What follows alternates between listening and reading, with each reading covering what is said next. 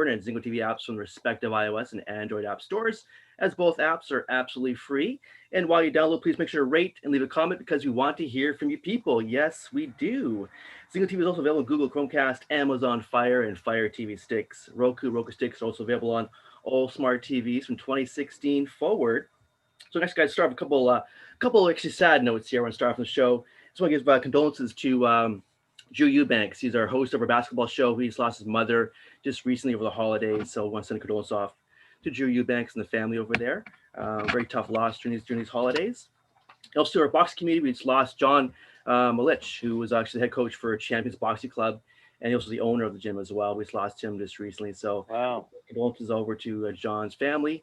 Another tough loss for us here in the box community. So there it is. Very, very tough year for a lot of people this year, gotta say. But on to some more positive notes during this very tough time, very tough year. I want to introduce my very cool and awesome and fabulous knockout panel.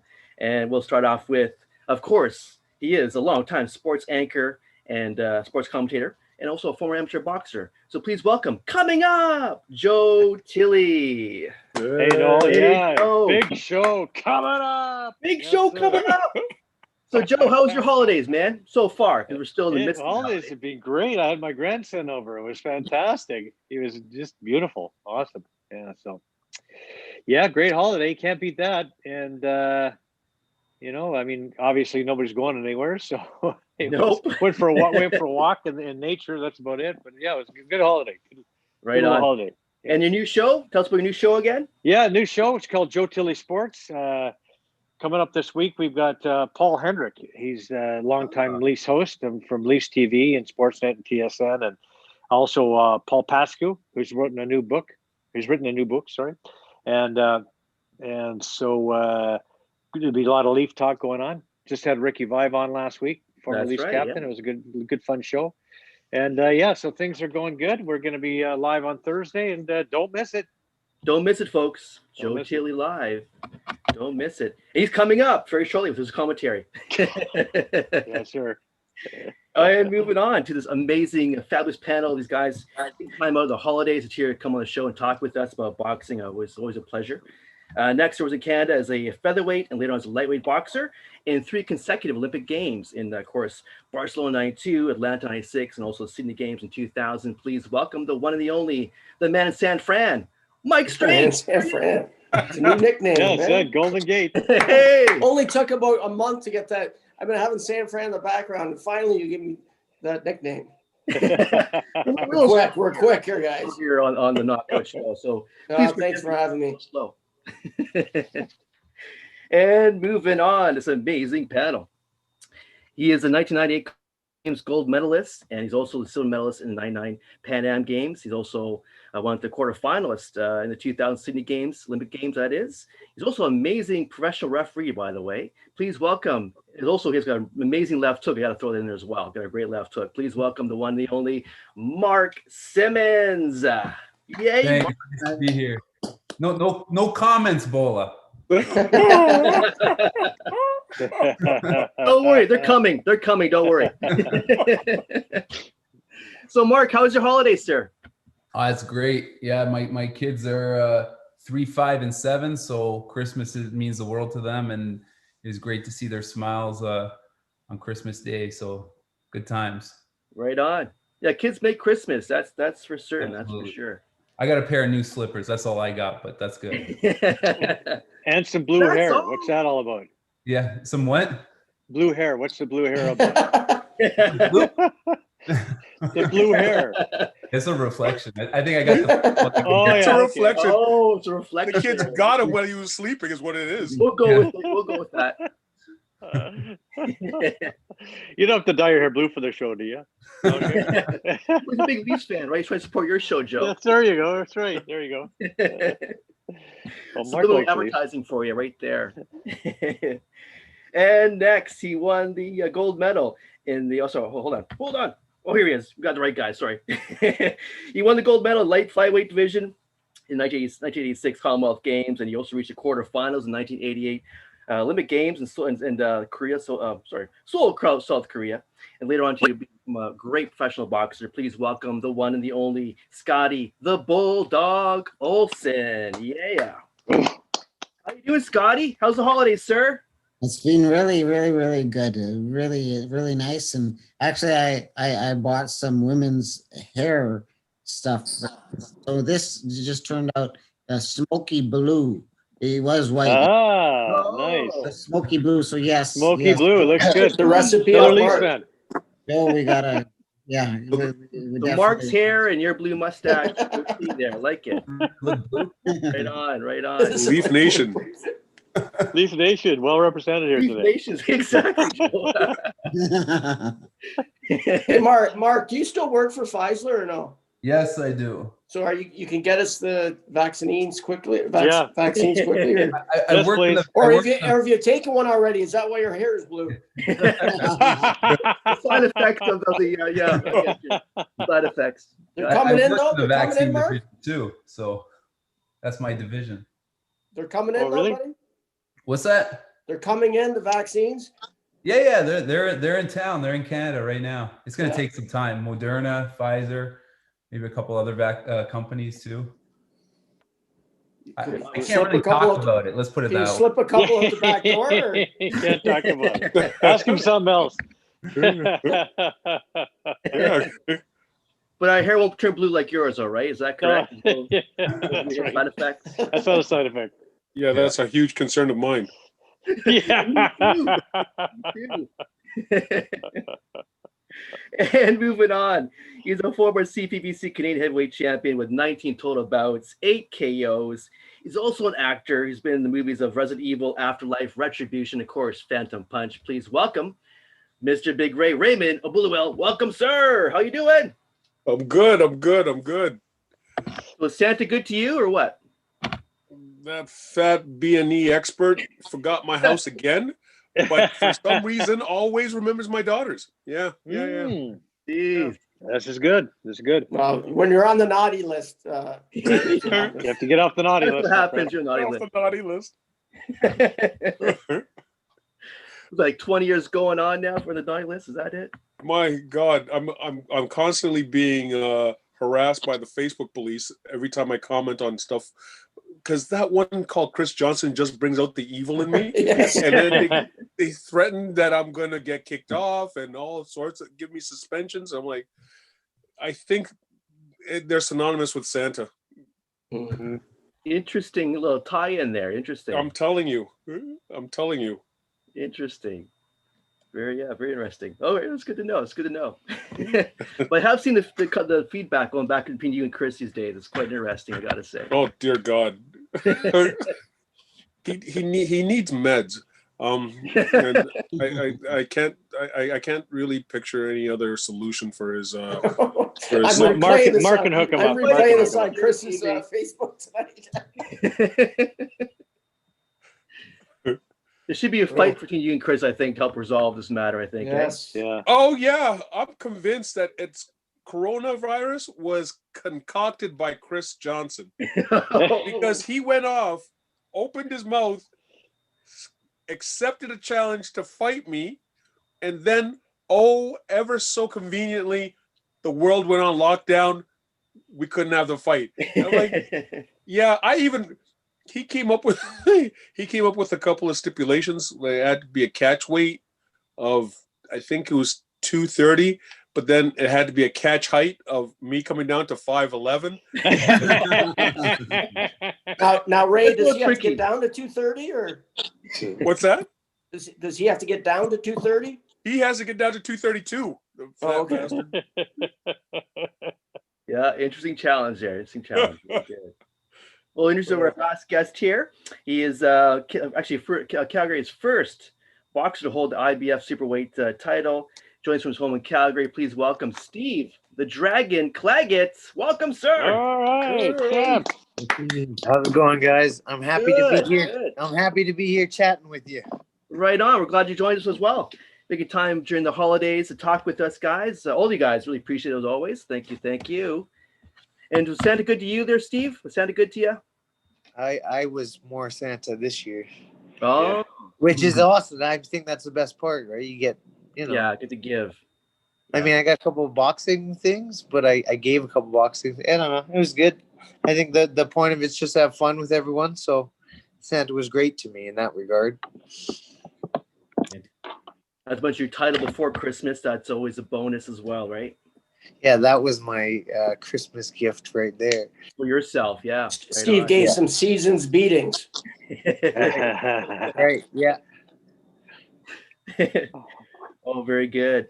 Well, guys, we will move on to our first question here of the day.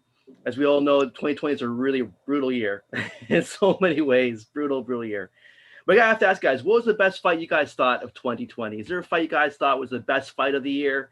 And if so, can you share it with me? I'll start with Steve Leggett. We thought was the best fight of the year, 2020, sir? I'm thinking of how many there were this year. You know what? I think one of the best performances of the year was Lopez over Yeah, that was Lomachenko. great. Yeah. I think that was. I mean, yeah, just off the top of my head, that's the one that stands out to me because you see a young guy go against, like fight the boogeyman, as they say. Yeah. And he did. His performance was the performance of the year, I'd say. But in regard to fight of the year, man, there were so many. I can't even remember which ones were all this year and the year before. There's been so many since this lockdown. They've been actually rattling them off pretty quickly. Yeah. I like Lopez's performance of the year. That's the one that I like right now. Yeah, that was a standout. Yeah, no debate there. How about you, Mike? What do you think? I think, at the beginning of the year, it was such big hype between Fury and Wilder back in February. Right. I think that was probably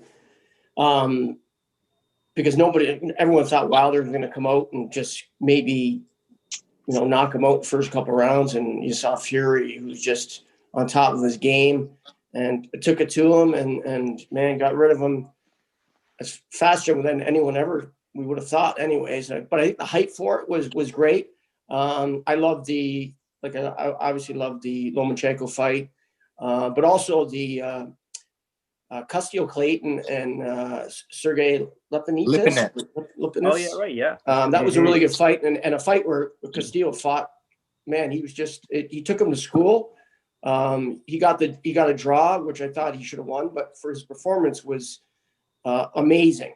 It really was, and it was just a well-schooled out plan. And I think for me, that was probably the performance of the year by our own Canadian Castillo Clayton. And I'm sure you're going to see next year, he's going to get some big shots against one of those big guys like a Keith Thurman or Crawford or something like that. Yeah, he should get a shot there for sure. Yeah, no debate. And how about you, Joe? What's your thoughts? Best fight of 2020? Yeah, I thought the best fight of 2020 was Fury and Wilder. I really did because the lead up to it, all the hype around it, the tension you could feel, when they got into the ring, all the ambiance of the fight and everything else was great. And then and like Mike said, everybody I thought Wilder was going to knock him out.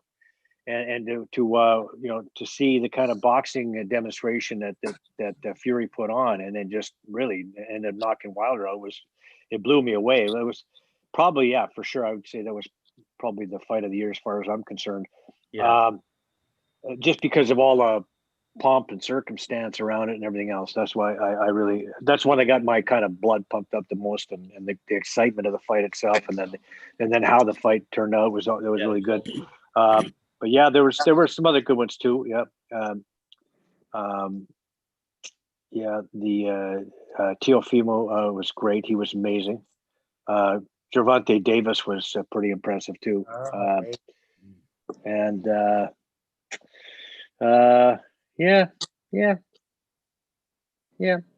and there was Terrence Crawford did a good job on Shell Brook too. So yeah. True enough. So yeah, there's lots of pretty good fights this year, I think, when you think about it. Yeah. Those are your picks, right on. Mm-hmm. How about Mr. Left Hook over there, Mark Simmons? What do you think was the best year of 2020? What was the best fight of 2020? Well, Joe just mentioned it, but I thought the fight between Gervonta Davis and Leo Santa Cruz was back and forth. It was a really good fight. It was turning into a really, really good fight. And I think after 5 rounds, there was just 1 point between them. So if you look at the judges' scorecards, and of course Gervonta landed that big uppercut, but you know, so it's got to be the knockout of the year too. But I think Definitely. that fight was turning into being that could have been a phenomenal. Yeah, I'd love to see him fight again. To be honest, I don't think it's going to happen. But Santa Cruz was back and forth, and I like that fight. So of course Fury, Wilder, there was a lot of anticipation there, and I was in the camp that you know we saw what happened in the first fight, and I thought you know if that happens in the first fight, more than likely the second fight is going to be sooner. But it didn't happen. So and Fury of course took it. But yeah, that's those are the 2 fights that I think stood out for me. Well, good picks, sir. Good picks. How about you, Big Ray? What are your thoughts on the best fight of 2020? I'm I'm in the boat with majority of people on the panel thinking that the Fury Deontay fight was, for me at least, the pinnacle fight of the year. It was I didn't buy into the hype of Deontay. I've been screaming at TVs and screaming to, oh my God, to no end at everybody who fights Deontay. I just maul him. There was one time when Deontay went off and said that if he was around when Tyson was great, Tyson history wouldn't remember Tyson. And I'm like, you're out of your mind. Tyson would have raped him. And that's for going me, a little too far, Bola. Come on. No, man. It would have been. Come on. Okay, well, Stylistic. Well, whoops. Sorry. The wrong Mike. The wrong Mike. The wrong might have word. tried that. That's the wrong word to use for Mike Tyson, I think. Ouch. He's already been charged with that. Yeah, they're better words to use than that. Yes. Wrong channel. Okay, so, oh God, he would have bit him. No, I mean, oh, He might have bit him. Yeah. Oh. Could have been him. Yeah. Yes. No, Mike would have mopped the floor with him. There would have been nothing left. He would have gotten inside on him and just destroyed his body, which is there was nothing there. And I know I can only imagine. Luis Ortiz must be kicking himself like there's no tomorrow. A far better boxer than Deontay just stood there right in Deontay's sweet spot, not once but twice, and the same result. And I'm like, you're surprised? Like now everyone knows the blueprint on how to beat Deontay. I'm more interested to see exactly what's going to happen to Deontay going forward. I'm interested to see this rematch. And I like three-peat. Like normally I couldn't care less. Usually you've seen what comes out with the two guys by the third fight. This fight, I'm actually interested to see because I want to see if Deontay grows up and actually at least learns how to spell boxing, let alone box. Because relying on just that big right hand, it was a recipe. Like sooner or later, somebody had to realize that all you have to do is maul the guy.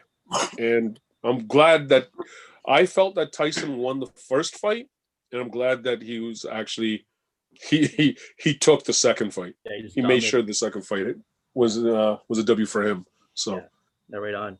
I was kind of shocked too how Fury, not Fury, but with Deontay, he can block a jab. He could answer. He had no way of answering, blocking Fury's jab. Nothing. Blew my Nothing. Mind. Like boxing right there. When he fought Bermain Stavern was the first time that there was some semblance of boxing ability, boxing IQ. Stavern, I guess Mark. I don't know if Mark, if you ever fought Stavern. We sparred a lot. We sparred back in the day. Okay, I fought him twice, and arguably one of the fastest left hooks I've ever seen. Other than Mark's. Other than Mark's. Yeah. Other than left hook. But he respected the power, or maybe he just wanted the W so bad. He fought going backwards and maintained his distance, and it looked like he understood boxing. So I'm like, okay, he was more than like worthy of the WBC title from that fight. I didn't see anything after that.